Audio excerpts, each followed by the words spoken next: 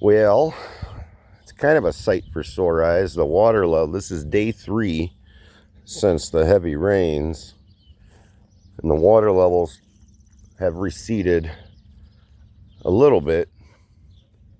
Stay out of the garden, Sam.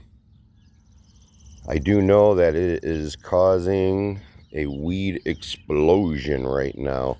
It's hard to tell, but this is like tiny little weeds around all those cucumbers.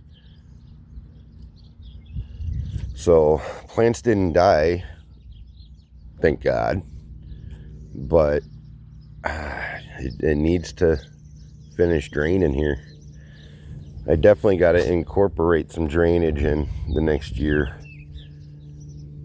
So this side over here, this side's drained down real well. There's no more real standing water. A little bit towards the end over here, but these look good. Everything, tomatoes are growing good. Broccolis,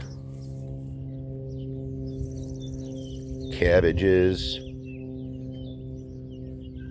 looking good. So that's the update. Everything's still alive. Dogs, get out of my garden. Good girls. Stay out. So that's what's up. Happy farming, y'all. Later.